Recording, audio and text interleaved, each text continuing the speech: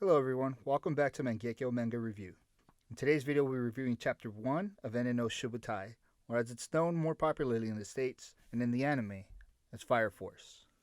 The last chapter ended with the members of the 8th Brigade heading to a report of an inferno, with Shinra heading to his first fire as an official member of the team. The first chapter picks up with Shinra riding in the matchbox, remembering his promise he made to his mother about becoming a hero. His determination is apparent. Captain Obi informs everyone of the situation. The fire is at a factory, with the manager's wife being the one who's become an inferno. There's also one innocent person still trapped inside. The captain also points out it will be a dangerous situation given the location and to watch out for falling debris and machinery. The regular firefighters are already combating the surrounding flames in the factory, and the steam is causing visibility issues. The firefighter on scene is catching Captain Obi up to speed and mentions that the inferno on the scene is pretty aggressive. All of the firefighters' efforts will be in vain if someone doesn't stop the inferno.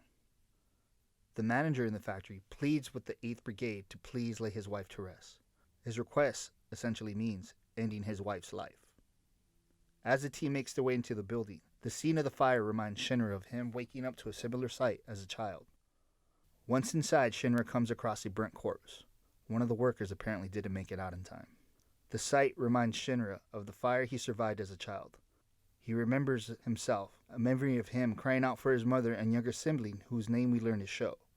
Just then, Maki snaps a shell-shocked Shinra out of it. She lets him know they move forward as a team and they leave no one behind. She tells him the blue stripes on their uniforms represent a bond between teammates that are never to be broken. Captain Obi tells Shinra that a little fear is healthy in these situations, but to be wary of letting it take over him, for fear taking over someone makes them a coward. The captain heads into the flames, which is impressive to Shinra given that the captain is not a fire user and is therefore less resistant to the heat. They come upon a wall of fire, and Maki instructs everyone to step back as she takes the lead. Maki, as a second-generation fire user, has the ability to manipulate existing flames, but Shinra is still impressed she is able to part such a large wall of fire so easily. Obi mentions that even amongst the second-generation fire users, someone of her level is extremely rare.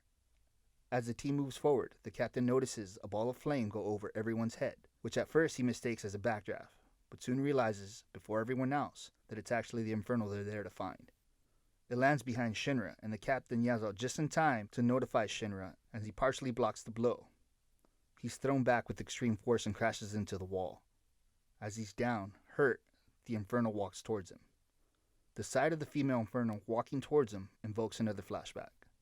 In this flashback, we finally get to see what up until this point we've only caught glimpses of. We see Shinra's mother engulfed in flames, calling out his name as Shinra cries.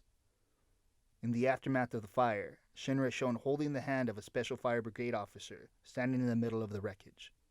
The onlookers mention how Shinra is believed to be the cause of the flames, since his third-generation abilities apparently manifested during the fire. They comment on how tragic it must be for a mother to be burnt to death by her own son.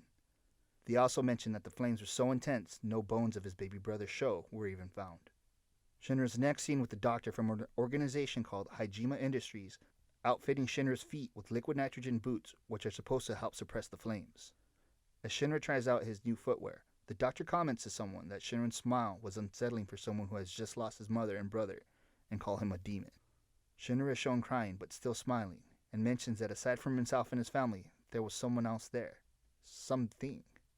As he grows up, he remembers that even in school as a teen, everyone was still creeped out by his smile. And since the day of the fire, he hasn't able to produce a genuine, natural smile. Shinra hears someone calling out to him, "Demon, demon." He hears this over and over as he opens his eyes and sees a blue light. He quickly realizes it's Lieutenant Hinawa calling him to wake up. Shinra realizes he's been knocked out and asks how long he's been out, to which he's informed that only a few seconds have gone by and the fight is still raging on. Hinawa comments that for someone who's nicknamed the Demon, he's coming off as pretty useless right now. The team regroups, and Captain Obi tells everyone to get ready to engage, with Obi taking out his axe and Hinawa cocking his gun. Obi reminds Shinra that the only way to put an infernal soul to rest is to destroy their core. He lays out a plan in which himself and Maki will draw the infernal's attention, and instructs Shinra to deliver the finishing hit with a single blow. Shinra is surprised at how much more adept this inferno is at combat than the one earlier in the train station. Sister Iris comments on how this infernal is trying to force everyone out of the factory, and infers that during life, this factory must have meant a lot to this person. As the team lines up, Shinra remembers the man outside begging him to bring the infernal soul to rest, not just for his sake, but for the sake of the family his wife is leaving behind. The captain draws the Infernal's attention by striking it with his axe, with Maki behind him acting as a rearguard, fanning the flames away from the both of them. Shinra, still haunted by the memory of not being able to save his family, prepares to land the deciding blow. He proclaims that he's no demon and is in fact a hero. Shinra gets into a track starter stance as Hanawa instructs Sister Lily to begin the prayer. Shinra shoots forward with immense speed, landing a direct kick to the Infernal's heart, eliminating its core, impressing Maki. Outside, as the team gathers, they congratulate Shinra on his first successful mission, with Lieutenant Hanawa placing the 8th Brigade helmet back on Shinra's head, mentioning that he forgot it inside. In a way, this sort of symbolizes Hanawa accepting Shinra and showing him that he's an official part of the team. The factory manager approaches Sister Lily, asking her if her wife's soul is laid to rest, to which she reaffirms the man she was let go painlessly by Shinra. The man, still rife with grief, thanks Shinra, and the rest of the crowd begin to also give their thanks and applaud a job well done. Captain Obi tells Shinra to expect this kind of response from now on. He also asks Shinra if this is his first step in his journey to become a hero. The captain tells his team to clear out so that the regular firefighters can come in and finish putting out what's left of the blaze. Shinra walks away with a genuine smile on his face. Lieutenant Hanawa mentions that it seems different from his usual smile, and Captain Obi says of course it is. This is a smile that's actually brought on by happiness. It's a nice touching ending to the first chapter of the story and Shinra's first successful mission. So that's all for this chapter. What did you guys all think for his first official mission? If you guys enjoyed this review, please feel free to like, comment, and subscribe.